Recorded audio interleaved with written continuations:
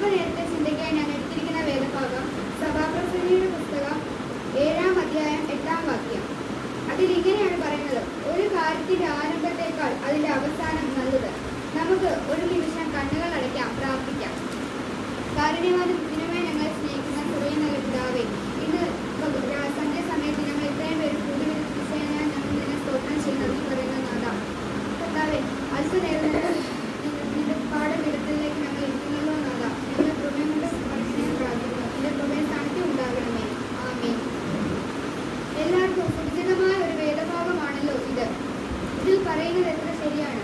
ഒരു കാര്യത്തിന്റെ ആരംഭത്തേക്കാൾ അതിന്റെ അവസാനമാണ് ഏറ്റവും നല്ലത്. ഒരു മനുഷ്യ ജീവിതത്തിന്റെ തുടക്കത്തേക്കാൾ അതിന്റെ അവസാനം നല്ലതായിരിക്കണം എന്നാണല്ലോ ദൈവവചനവും ദൈവവും ആഗ്രഹിക്കുന്നത്. അങ്ങനെ അവസാന നിമിഷം നല്ലതായ ഒരു മനുഷ്യനുണ്ട്. ലൂക്കോസിന്റെ സുവിശേഷം നാം പഠിക്കുമ്പോൾ യേശു ക്രിസ്തുവിന്റെ ക്രൂശിൽ തറയ്ക്കപ്പെട്ട 2 കള്ളന്മാരിൽ ഒരു കള്ളനെ നമുക്ക് നന്നായി അറിയാം. ആ കള്ളനെ കൂടുതൽ നമ്മൾ പരിചയപ്പെടുത്തേണ്ട കാര്യമൊന്നുമില്ലല്ലോ. ആ കള്ളന് ചില പ്രത്യേകതകളുണ്ടല്ലോ. ആ കള്ളന്റെ ജീവിതത്തിലേക്ക് നാം നോക്കുമ്പോൾ കൂടുതൽ സമയവും ദുഷ്ടതയും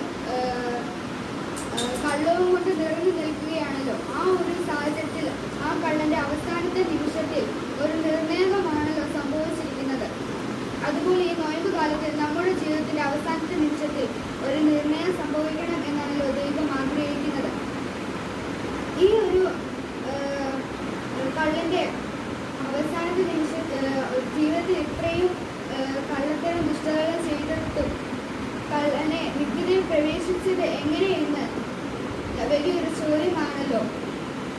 ഈ കള്ളന് ചില പ്രത്യേകതകൾ ഉണ്ടായിരുന്നു. ഒന്നാമത്തെ പ്രത്യേകത എന്ന് പറയുന്നത് ഈ കള്ളൻ യേശുവിന് വേണ്ടി സംസാരിച്ചു എന്നുള്ളതാണ്.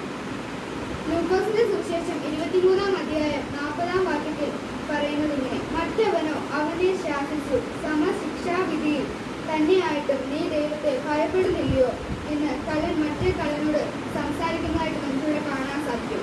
ഈ ഒരു കള്ളൻ യേശുവിനെ കുറിച്ച് സംസാരിക്കുന്നു എന്ന് പറയുന്നത് വളരെ ചെറിയ കാര്യമൊന്നുമല്ല. കാരണം ഈ കള്ളൻ യേശുവിനെ അടയാളങ്ങളോ അത്ഭുതങ്ങളോ കണ്ടിട്ടില്ല, കേട്ടിട്ടുമില്ല. ഈ യേശുവിനെ കാണുന്നത് തന്നെ ഗാവത്ത മലയിൽ വെച്ചാണ്. പിന്നെ എങ്ങനെയാണ് ഈ യേശുവിനെ കുറിച്ച് ഈ കള്ളന് പറയാൻ സാധിച്ചത് എന്നുള്ളത് വലിയ ചോദ്യമാണ്. യേശുവിന്റെ ശിഷ്യന്മാർക്ക് വന്ന് പറയുമായിരുന്നു, അല്ലെങ്കിൽ യേശുവിന്റെ അടയാളങ്ങളും അത്ഭുതങ്ങളും കണ്ടവർ എത്രയോ പേരുണ്ട്, അവർക്ക് വന്ന് പറയായിരുന്നു. ഇവരാരും പറയാതെ യേശുവിന്റെ അടുത്ത് കിടന്ന ക്രൂശിലെ കള്ളനാണല്ലോ ഈ യേശുവിനെ കുറിച്ച് സംസാരിച്ചത്. നാമും യേശുവിനെ കുറിച്ച് സംസാരിക്കേണ്ടതാണ്. നമ്മൾ യേശുവിൽ നിന്ന് അനുഗ്രഹം മാത്രം പ്രാപിച്ചാൽ പോരാ, യേശുവിൽ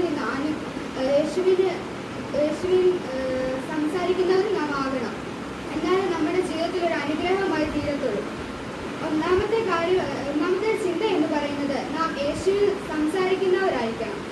രണ്ടാമത്തെ ചിന്ത എന്ന് പറയുന്നത് ലൂക്കോസിന്റെ സുവിശേഷം 23-ാം അധ്യായം 40-ാം വാക്യത്തിന്റെ അവസാന ഭാഗത്തിൽ തന്നെ പറയുന്നു: നീ ദൈവത്തെ ഭയപ്പെടുന്നില്ലയോ എന്ന് ക്രൂശിലെ കള്ളൻ മറ്റേ കള്ളനോട് ചോദിക്കുന്നതായിട്ട് നമുക്കവിടെ കാണാൻ സാധിക്കും.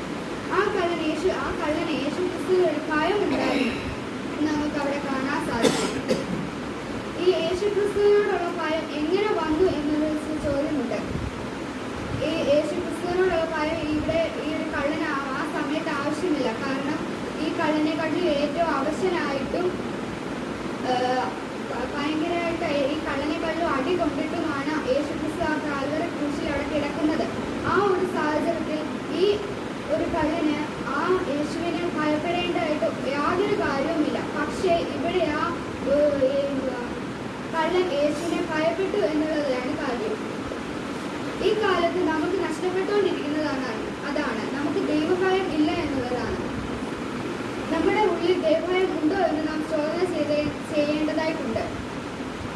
നമ്മുടെ ജീവിതത്തിൽ അത്യാവശ്യമായിട്ടുള്ള ഒരു കാര്യമാണ് ദൈവഭയം ഉണ്ടോ എന്നുള്ളത്. രണ്ടാമത്തെ ചിന്ത എന്ന് പറയുന്നത് നമുക്ക് ഉള്ളിലൊരു ദൈവഭയം ഉണ്ടാവണം എന്നുള്ളതാണ്. മൂന്നാമത്തെ പ്രത്യേകത എന്ന് പറയുന്നത് അവൻ തന്റെ ശിക്ഷയെ അംഗീകരിച്ചു എന്നുള്ളതാണ്. ലൂക്കോസിന്റെ സുവിശേഷം 23-ാം അധ്യായം 41-ാം വാക്യത്തിൽ പറയുന്നു: നാമും ന്യായമായിട്ട് ശിക്ഷ അനുഭവിക്കുന്നു എന്ന്.